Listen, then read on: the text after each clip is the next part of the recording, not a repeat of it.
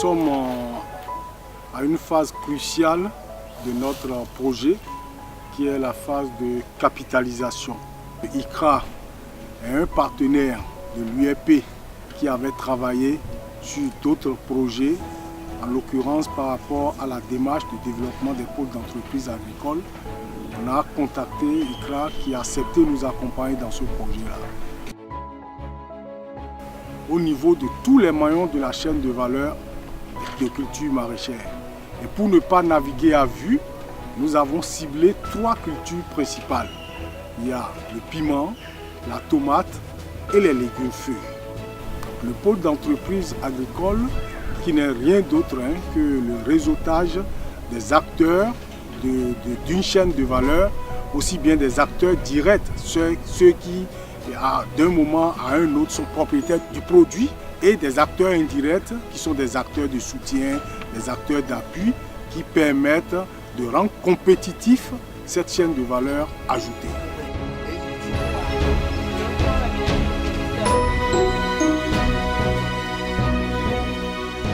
Nous avons formé les gens sur la fabrication et l'utilisation de compost, les bonnes pratiques culturelles qui respectent un peu les principes agroécologiques. Nous avons aidé ces producteurs-là à réduire leur utilisation d'engrais chimiques jusqu'à 75%. Donc du coup, le revenu ou le chiffre d'affaires par planche a augmenté et le revenu a augmenté. Tout ça, on leur a enseigné cela et ils appliquent bien. Et cela a joué sur la qualité du produit. La tomate, les piments qui sont transformés par ces femmes-là sont bien appréciés du point de vue qualitatif parce que nous avons renforcé leur capacité par rapport à des techniques de transformation. Les consommateurs, vraiment, ils sont friands des produits des producteurs que nous avons encadrés.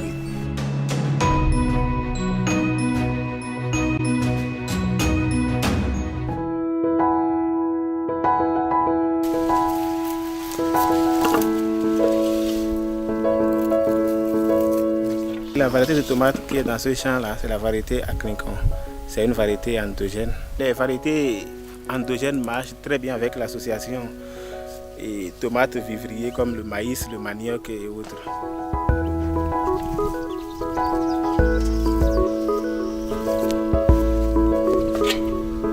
Si on ne les donne pas les engrais chimiques, les produits importés là, ça ne donne pas. Chez nous ici, comme nous avons les fientes, les composts, et les déchets de vaches, tout ça là, ça produit beaucoup. Et c'est joli à voir. Le goût est totalement bien plus que les choses là. Et ça dure encore. Eux-mêmes, ils ont trouvé comment est-ce que la variété locale a réagi, sa résistance par rapport aux autres variétés, et aux maladies et à la sécheresse. Et l'aspect post-récolte, comment ça a duré avant de commencer par pourrir, tout ça. Les producteurs eux-mêmes, ils ont observé ça. C'est au cours des formations qu'on nous a montré. Ils ont fait que tous les producteurs dans la localité là sont réunis. Et chacun d'entre nous là, celui qui a ça là comme son produit, il va expliquer le temps que ça dure avant de faire tout là. Ce qui est encore très bon pour nous là, l'UEP nous a aidé à apprendre comment on ne va pas utiliser assez d'engrais chimiques. C'est à cause d'eux qu'on a eu les formations de ça. Et après, c'est eux-mêmes qui nous ont appris à faire le compost nous-mêmes. Aujourd'hui, maintenant, c'est à cause de la formation maintenant que je deviens maintenant un maître de compost maintenant. Moi-même, je fais ça, j'utilise ça. Au départ, on a commencé avec un petit groupe de paysans, environ 12 comme ça, mais aujourd'hui, ils sont plus de 50 à adopter cette pratique-là. Cette récolte est destinée prioritairement à la vente directe. Et il y a des petites unités de transformation qui viennent aussi prendre quelques petites quantités dedans. C'est à cause d'eux maintenant, à cause de les formations maintenant qu'on sait qu'on vend en groupe là. On trouve le marché et on fait le contrat avec les transformateurs, les transformatrices. Il y a une coopérative à Toricada qui s'appelle Espoir Wenoussou qui fait la transformation de tomates en purée. Nous allons récolter pour cette coopérative pour la transformation. Ici, nous sommes sous le groupement Espoir sous de Tori Kada.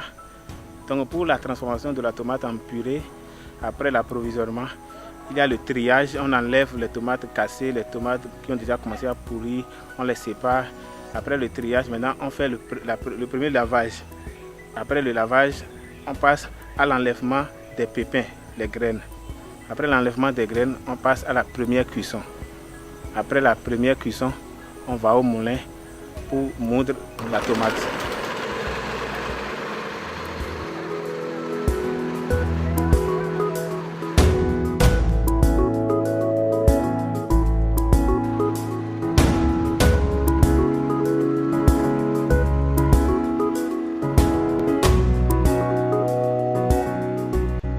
Après la mouture, on fait la deuxième cuisson.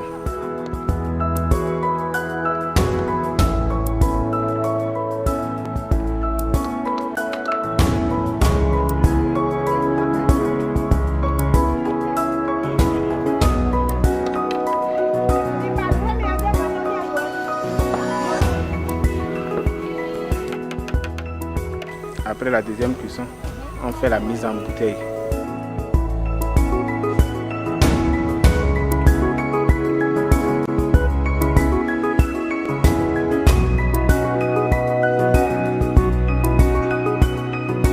Après la mise en bouteille, on ferme la bouteille, on fait tout et on fait la pasteurisation. Donc après pasteurisation, on fait l'étiquetage. Dans le groupement, il y a 12 femmes et 5 hommes. Elles revendent un peu dans les restaurants, les ménages aussi, et les bonnes dames qui vendent les produits maraîchers à Ganrito, à Cotonou. Et ces purées de tomates, disons que c'est bien apprécié par les consommateurs dans la localité et aussi à Cotonou, et les dames en demandent suffisamment.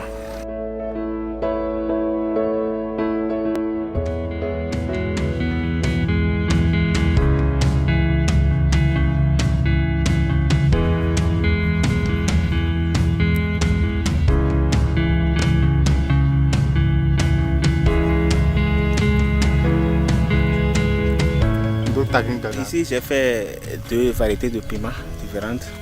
Il y a la variété Bataki, qui est une variété locale de piment rond. Il y a aussi le piment long et la Dilobo, qui est aussi une variété locale.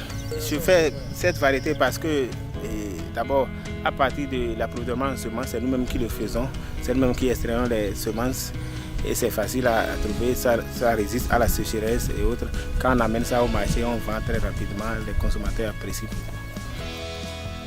Dans les relations avec les acteurs, il y a les transformatrices, il y a les femmes revendeuses qui viennent payer les piments chez nous. Il y a l'URP qui vient nous appuyer aussi en technique de production et aussi comment sélectionner les variétés résistantes et les cultiver. Et il y a tout ça là, les institutions de microfinance, il y a l'URP qui nous accompagne vers ces institutions pour avoir du financement.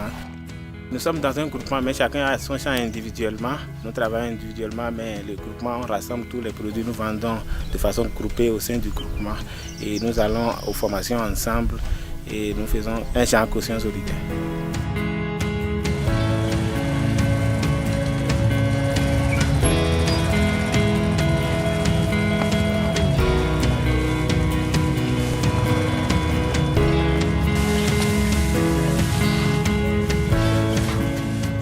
Va chez les producteurs de Pafao pour acheter leurs produits, pour un piment de bonne qualité.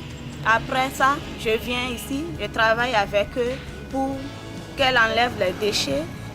Avant, si elle enlève les déchets, après on va au moulin pour moudre ça et étiqueter et mettre dans la bouteille.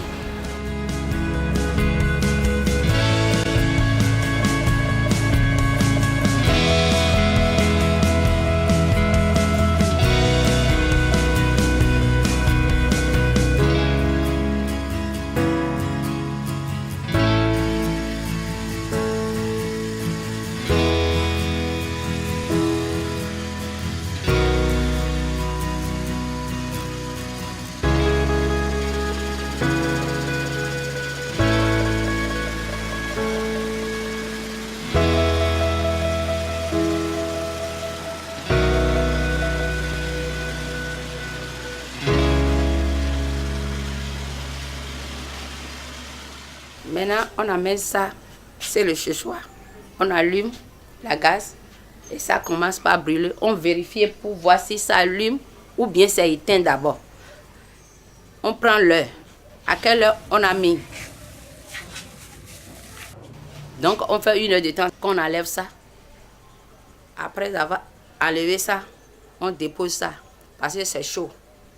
On laisse ça un peu que ça soit refroidi d'abord avant qu'on commence par mettre ça dans les bouteilles et on met les étiquettes dedans.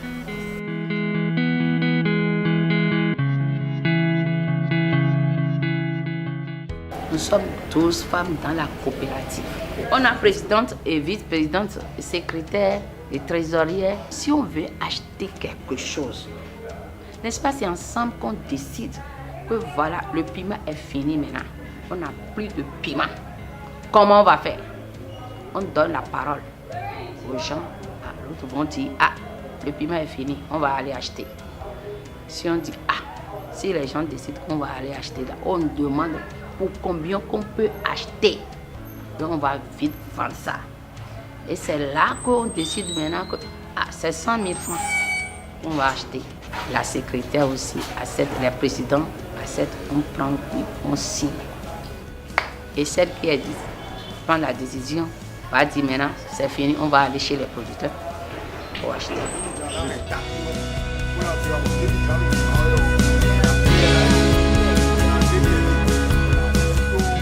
Notre décision dans la coopérative est que les femmes, on reste ensemble pour travailler. Mais si tu n'as pas demandé la permission, on écrit que tu es absent et on va compter tout ça là pour les fins d'année. Parce que les fins d'année, on fait resto. Chacun prend quelque chose pour aller à la maison pour fêter avec ses enfants. On partage selon ce que tu as fait. Si tu es absent, tu vas demander la permission.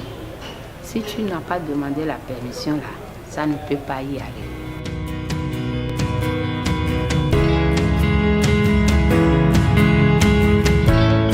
Si on produit, on ne trouve pas de clients comme ça. Ce qui a fait que j'ai demandé au président de COFEMA, comme on ne trouve pas de clients, il faut qu'on aille faire des prospections dans des supermarchés, dans les marchés, dans des maisons, des ménages. Donc ce qui a fait qu'on s'est reconstitué en groupe de 3. On a fait des prospections. Si on va quelque part, on fait la publicité de nos produits parce qu'on ne fait pas n'importe quelle chose.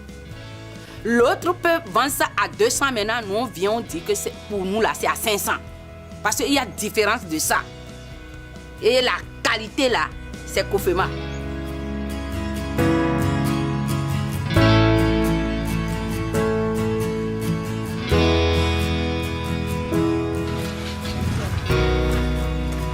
On a l'habitude d'utiliser ça à la maison. Comme il n'y a pas de mélange et tout, on a apprécié, donc on a voulu continuer avec. On s'est abonné à votre coopérative pour toujours acheter ça.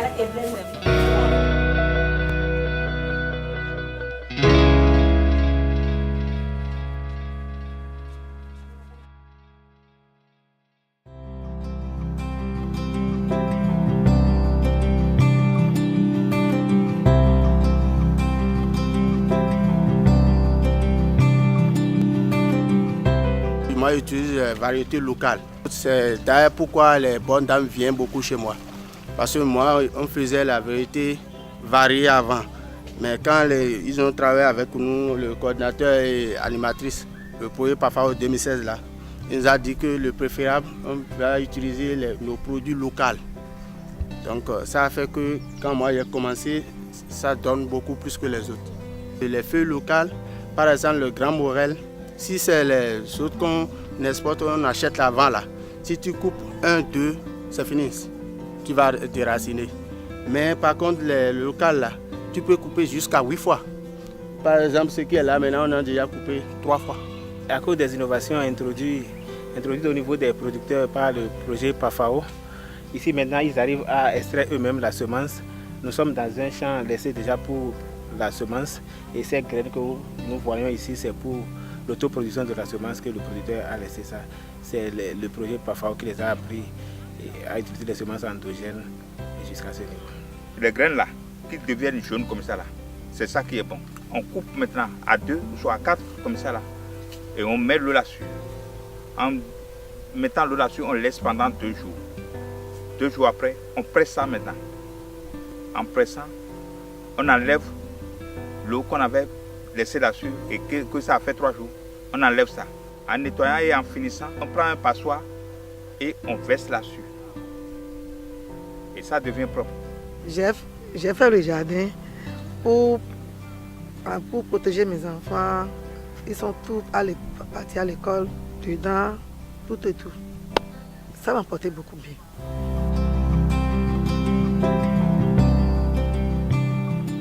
Pour produire un sac de compost, bon, d'abord, il faut 3 matières. Donc les matières, ça s'approvisionne. Nous avons un manager qui amène les bouts de vache, les fruits, les feuilles sèches. Donc c'est avec ça qu'on produit. Le PAFAO, c'est notre partenaire. Il nous a beaucoup aidé, surtout en ce qui concerne les formations, en collaboration avec l'URP, l'Union régionale des producteurs. Donc il nous a fait des formations et il nous a appuyé aussi techniquement concernant la vente et le sac de 50 kg. C'est ça, on vend à 2000 francs au maraîcher. Mais nous, les producteurs, nous qui fabriquons le compost, nous, on achète ça à 500 francs le sac. Ça couvre l'amortissement des matériels et pour réparer s'il y a quelque chose, des brouettes, quelque chose gâté là, c'est avec ça on prend pour. Mais la fin d'année, toutes les ventes qu'on a eu à faire là, à la fin d'année maintenant, on essaie de calculer et par fréquence le nombre de fois que tu es arrivé au travail là, c'est suivant la fréquence maintenant qu'on partage le ristourne.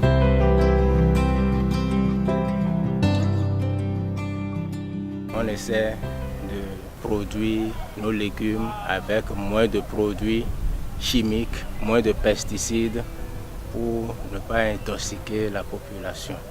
C'est ce genre d'appui qu'on a au niveau du PAFAO par l'intermédiaire de l'URP. Et on essaie de nous réunir parce qu'on n'est pas installé sur un site pour pouvoir se donner des conseils.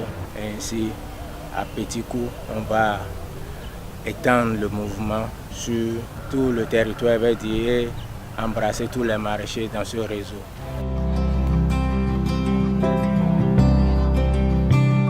J'achète les légumes souvent au jardin. Je trouve les légumes très bons. C'est à cause de la qualité que je viens payer chez lui. Pour moi, ça me fait jusqu'à 1 semaine. Si tu ne vends pas là, ça peut faire 1 semaine. Et ça ne fait rien. Parce que je n'utilise pas beaucoup d'engrais. J'utilise les choses naturelles, c'est-à-dire les composts, les fientes. C'est ça que j'utilise beaucoup. C'est une dame que souvent quand je rentre dans le marché, c'est chez elle j'achète les choses.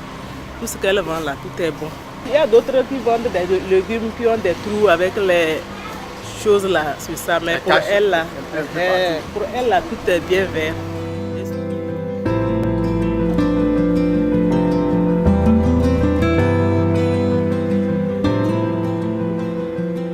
Je suis président de MMS, Maraîcher Manger Sain. Donc le kiosque que vous voyez, ça nous sert à vendre les produits bio. 100% bio, 0 pesticides, 0 engrais minéral.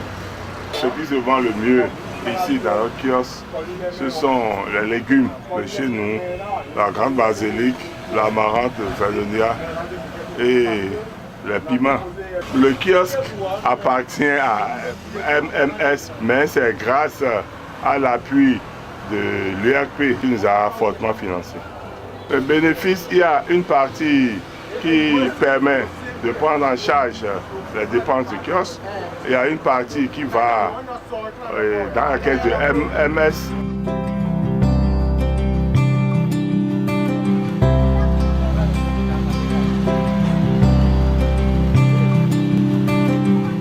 Le système de vente de paniers de légumes, c'est sur commande. Les ménages appellent le numéro des producteurs et les producteurs envoient le panier de légumes. Ça varie de 1500 à 5000. Ça dépend ce que la personne a commandé à semaine. Au moins chaque ménage prend 4 fois, 1 fois par semaine. Ça fait 4 fois par mois. Je suis abonnée à manger sain depuis quelques mois et je prends les produits, souvent je prends les légumes, les laitues, les carottes qui sont très bons à cause de comment on les cultive. Parce que lors de leur porte-à-porte, ils m'ont dit que ces produits sont cultivés de façon biologique. Donc ça m'a intéressée, c'est pourquoi je me suis abonnée à eux. Mais j'ai vu que ce sont des produits sains qui me font du bien, donc j'apprécie beaucoup leurs produits.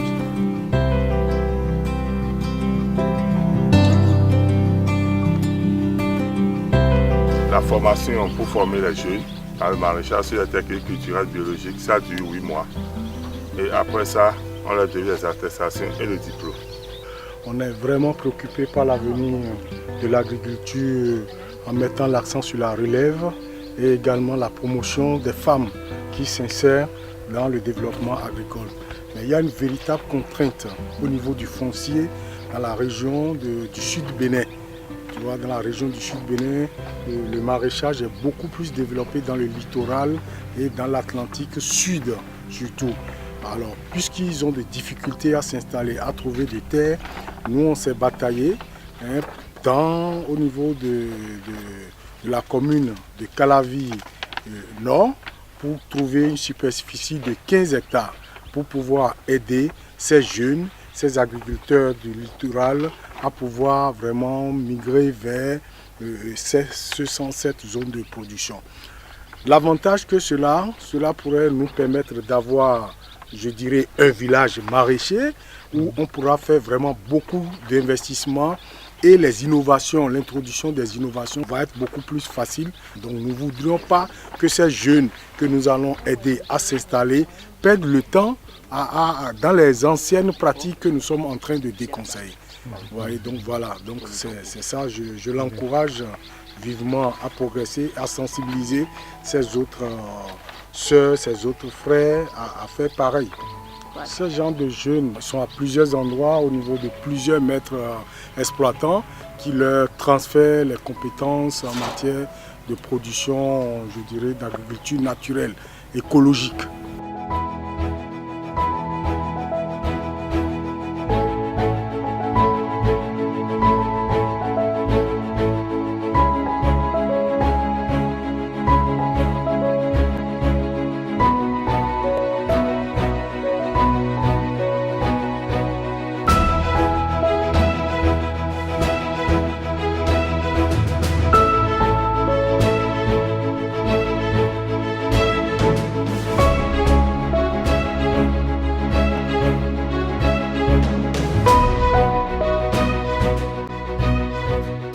Qu'est-ce qui va être peut-être en perspective?